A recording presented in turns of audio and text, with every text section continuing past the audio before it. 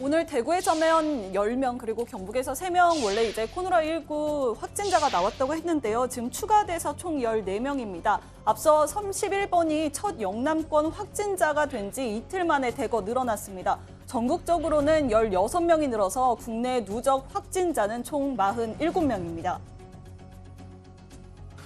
대부분은 31번 환자의 역학조사 과정에서 접촉자를 구분하고 조사하는 과정에서 추가되었으며 현지의 역학조사 인력을 충원하여 역학조사를 진행 중에 있습니다. 이번에 추가된 확진자는 10명 정도인데요. 이 10명 정도가 31번과 접촉한 사람들입니다. 대구에서 확진을 받은 한 명은 31번이 입원했던 새로 난 한방병원의 검진센터의 직원입니다. 그리고 병원 안에서 이제 접촉을 하게 된 거죠. 나머지 10명 원래 알려졌었는데요. 이제 9명으로 줄었습니다. 그래서 그 9명은 신천지 교회 교민입니다. 31번 확진자는 발열 등 증상이 있은 뒤에도 9일과 16일 두 차례에 걸쳐서 신천지 교회 예배에 참석했고 교인 9명이 추가 확진자로 나왔습니다. 두 번의 예배에는 모두 1000여 명이 참석한 것으로 보이는데 확진자가 더 늘어날 가능성이 큽니다. 이 중 11명은 31번째 환자와 연관이 있는 것으로 확인되었습니다. 환자와 동일한 교회에 다니시는 분이 10명, 노출됐던 병원 내 접촉자 직원이 1명 확인되었습니다. 나머지 2명은 현재 역학조사와 연관성을 확인 중에 있습니다. 사실상 대구 지역의 의료 시스템은 폐쇄됐습니다. 확진자가 나온 경북대병원의 경우 응급실을 폐쇄했고요. 계명대학교 동산병원도 의심 환자가 다녀간 것으로 확인된 다음에 응급실에 새로운 환자가 못 들어오도록 차단 중입니다. 영남대병원은요, 선제적으로 격리하기 위해서 응급센터를 잠정 폐쇄했습니다. 31번 확진자의 동선을 시간대별로 살펴보겠습니다. 31번 확진자는 지난 6일 밤에 교통사고를 당하고 바로 다음 날 병원에 입원합니다. 이때부터 오한이 났다고 합니다. 8일엔 인후통 증세가 있었고요. 이런 상황에서 9일 신천지 교회로 예배를 드리러 갑니다. 약 460명 정도가 있는 공간에서 2시간가량 예배를 드렸고요. 여기서 관건은 10일부터입니다.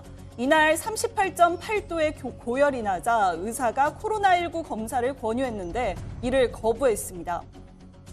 이제 해외 여행 경력이 없어서 본인이 그 당시에 코로나19 검사에 대해서 원하지를 않았습니다.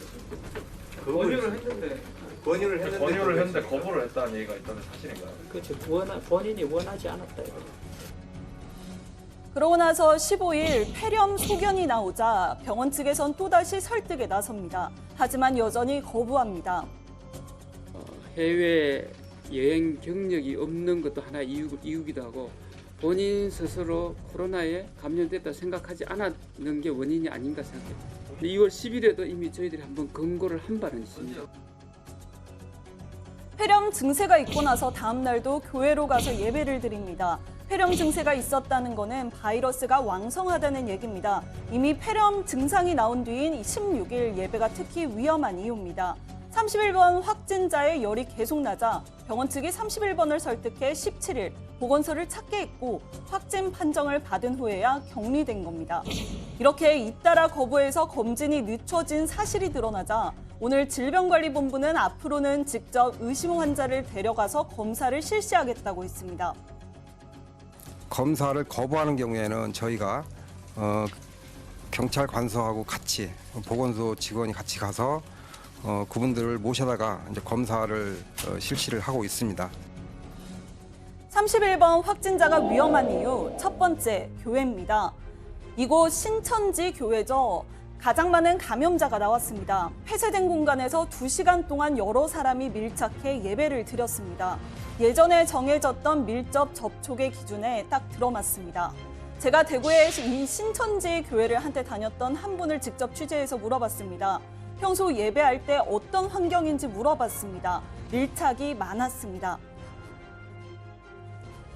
네, 다닥다닥 붙어가지고 진짜 말 그대로 숨 쉬는 것까지도 다 들 수 있는 그 성당기 탈 때는 사람이 붙어가지고 딱 그게 꼼짝도 못할 정도로 이렇게 밀착대가 그냥 붙어 있어요. 그러면 앙동이 열면 타면은 그냥 딱 밀착 가가지고 그냥 붙어가 있어요.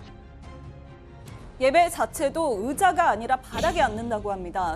또 다른 지역인들도 대구에 들릴 일이 있으면 이 교회에서 예배를 하는 구조입니다. 신천지는 출석을 중요시 여기기 때문이라고 말합니다. 심지어는 링거병까지 달고 와가지고도 인정하라고까지. 저도 심지어 아픈데도 전화를 했더만은 출석했다는 그것만 찍고 가라고. 그래가 할 수 없이 그냥 가가지고.